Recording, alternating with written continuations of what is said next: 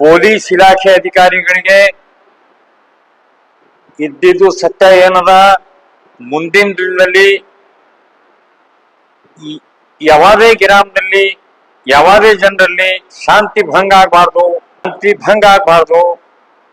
Police ಇಲಾಖೆ ಅಧಿಕಾರಿಗಳು ಸತ್ಯವನ್ನು ಎಲ್ಲ ಗ್ರಾಮದಲ್ಲಿ ಹೋಗಿ, ಈಗ ನಾನು ಒಂದು ಕಂಪ್ಲೇಂಟ್ ಕೊಡ್ತೀನಿ, ನಾನು ಒಂದು ಅರ್ಜಿ ಕೊಡ್ತೀನಿ, ಮತ್ತೊಬ್ಬರು ಕೊಡ್ತಾರ, ಖರೆ ಏನದ ಅಂದ್ರೆ ಪೊಲೀಸರು ಕಂಡು ಹಿಡಬೇಕು.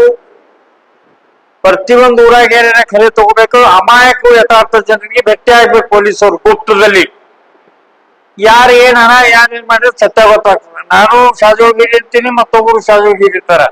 ಶಾಜೋಗ್ ಯಾರ್ಲಿಂದ ಸಮಾಜ ಕನ್ಯಾ ಆಗ್ತದ ಮತ್ತು ತಿಳಿ ಬರ್ಬೇಕಾದ್ರೆ ಗುಪ್ತ ಸರ್ವೆ ಮಾಡ್ಬೇಕಂತ ಹೇಳಿ ನಾ ಪೊಲೀಸ್ ಇಲಾಖೆಯವರಿಗೆ ನಾ ಮನವಿ ಮಾಡ್ತೀನಿ. ವಿಶೇಷವಾಗಿ ನಮ್ಮ ಕಲಬುರಗಿ ಪೊಲೀಸ್ ಆಯುಕ್ತರ ಸಾಹೇಬ್ಗೆ ನಾನು ಕೈಮುಗಿ ವಿನಂತಿ ಮಾಡ್ಕೊತೀನಿ. ಇದೊಂದು ನಾನು ಹೇಳೋದ ಒಂದು ವಿಷಯವನ್ನು ಗಂಭೀರವಾಗಿ ಇದಕ್ಕೆ ಪರಿಗಣಿಸಿ.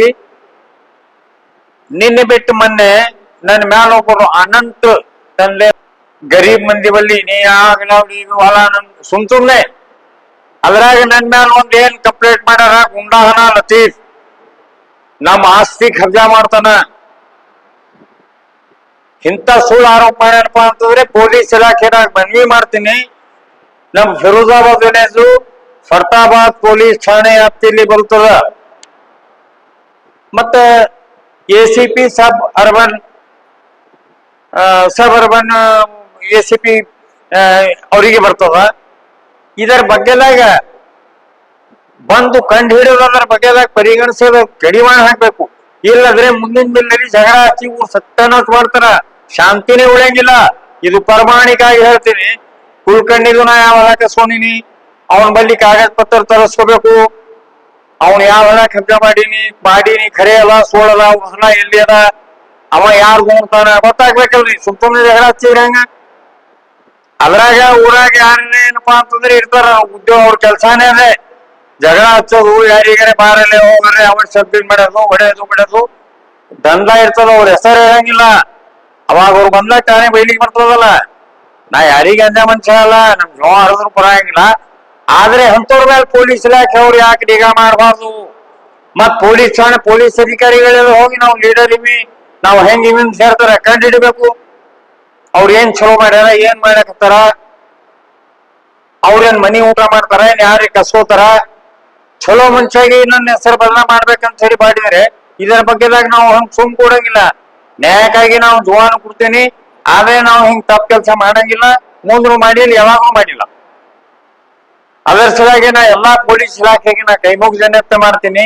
ಇಂಥ ಸುಳ್ಳು ಆರೋಪ ಹಚ್ಚಿ ಜಗಳ ಹಚ್ಚ ಮಂದಿಲಿಗೆ ಏನಪ್ಪಾ ಅಂತಂದ್ರೆ ಯಾರು ಹಾಕೊಂಡ್ ಹಿಡ್ದು ಅಂತವ್ರು ಕಡಿವಾಣ ಹಾಕಿದ್ರೆ ಅಮಾಯಕರು ಬರುವ ಮಂದಿ ಒಂದ್ ಶಾಂತಿ ಜೀವನ ಮಾಡ್ತಾರ. ಇಲ್ಲಂದ್ರೆ ಎಲ್ಲಿ ಬರೋದು ಅಮಾಯಕರು, ಎಲ್ಲಿ ಬರೋದು ಪರೇಶಾನ್ ಆಗಿ ಊರಿಗೆ ಬೆಂಕಿ ಹಚ್ಚೆ ಎಲ್ಲಿ ಹೋಗ್ಬೇಕು, ಯಾವ ಊರಿಗೆ ಓಡಿ ಹೋಗ್ಬೇಕಾಗ್ತದೆ, ರಿಲ್ಯಾಕ್ಸ್ ಸಾಧ್ಯ ಇಲ್ಲ. ಅದರ ಸಲುವಾಗಿ ಯಾರ್ಯಾರ ಫಿರೋಜಾಬಾದ್ ಗ್ರಾಮದಲ್ಲಿ ಯಾರು ಕಿಡಿಗೇಡಿ ಯಾರು ಜಗಳ ಹಚ್ಚಿಟ್ಟಾಗ್ತಾರ ನಾವ್ ಹೆಸರು ಹೇಳಲ್ಲ. ಯಾಕಂದ್ರೆ ನನ್ನ ಬ್ರದರ್ ಅವ್ರ ಹೆಸರು ನಾವ್ ಅಂತ ಹೇಳಿಲ್ಲ. ಗೊತ್ತಿರ್ತದ ಅವ್ರಿಗೇನು, ಗ್ರಾಮ ಮಂದಿ ಗೊತ್ತಿರ್ತದ, ಪೊಲೀಸ್ ಇಲಾಖೆದಾಗಿನೂ ಗೊತ್ತಿರ್ತದ.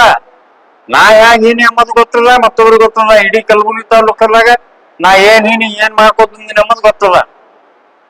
ನಾನು ಸಮಾಜ ಸೇವೆಯಲ್ಲಿ ಜಡ್ಡಾಗಿ 15 ಈಗ 1 ವಾರ ಐತಿ ನಾ ಸ್ವಲ್ಪ ಚಲೋ ಆಗಿನಿ.